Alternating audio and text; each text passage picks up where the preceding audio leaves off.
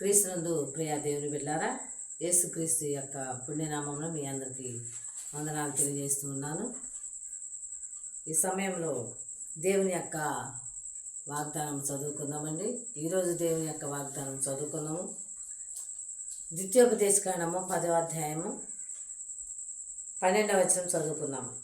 కాబట్టి ఇశ్రాయేలు, నీ దేవుడైన యెహోవాకు భయపడి ఆయన మార్గములన్నిటిలో నడుచుచు ఆయనను ప్రేమించి నీ దేవుడైన యెహోవాను నీ పూర్ణ మనస్సుతోనూ నీ పూర్ణ ఆత్మతోనూ సేవించి. దేవుడు ఈ వాగ్దానాన్ని ఆశీర్వదించిన గాక. ప్రియ దేవుని బిడ్డలారా, మరి మనము దేవుణ్ణి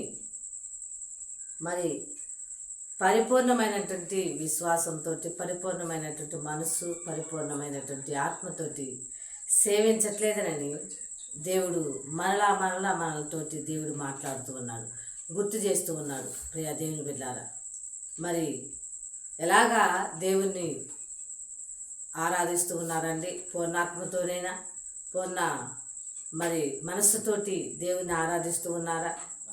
మరి మొదటి సమూయేలు గ్రంథంలో చూసినట్లయితే, మరి మొదటి అధ్యాయం చివరి వచనాల్లో చూసినట్లయితే అక్కడ హన్నా కనపడతా ఉంది. హన్నా ప్రార్థన చేస్తూ ఉంది. మరి ఆమె పూర్ణ హృదయంతో, పూర్ణ ఆత్మతోటి దేవుణ్ణి ఆరాధించినట్టుగా, సేవించినట్టుగా కనపడతా ఉంది. తన యొక్క సేవలో తన యొక్క ఆ యొక్క ఆత్మలో భక్తి కనపడతా ఉంది, మరియు యథార్థత కనపడతా ఉంది. దేవుని యొక్క కృప పొందుకుని ఆ యొక్క కనికరము కలిగినటువంటి ప్రార్థన, దేవుడు చూచే విధముగా ప్రార్థించినట్టుగా ఆమె కనపడతా ఉంది. ప్రియ దేవుని బిడ్డారా, ఈ యొక్క సమయంలో నువ్వు ఎలాగా దేవుణ్ణి సేవిస్తూ ఉన్నావు, దేవుణ్ణి ఆరాధిస్తూ ఉన్నావు? నువ్వు జ్ఞాపకం చేసుకోవాలి. నా ఆరాధనలో ఏదైనా లోపం ఉన్నదా, లేకుంటే నా యొక్క భక్తిలో పరిపూర్ణత ఉన్నదా లేదా, లేకుంటే నా యొక్క విశ్వాసంలో పరిపూర్ణతగా నేను ఉంటున్నానా, కొనసాగుతూ ఉన్నానని జ్ఞాపకం చేసుకోవాలి. ఈ సమయంలో భక్తులు చెబుతూ ఉన్నారు.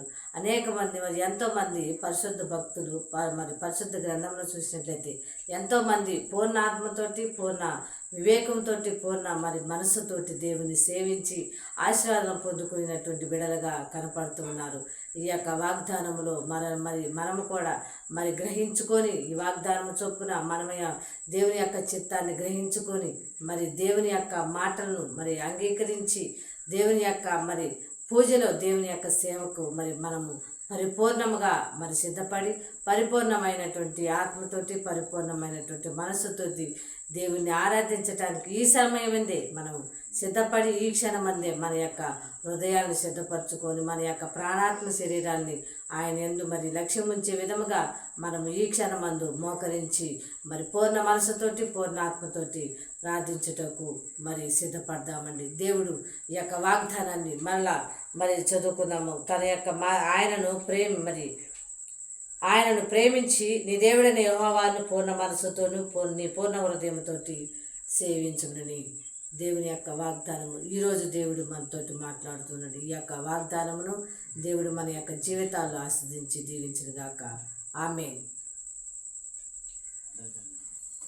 అందరికీ వందనాలు.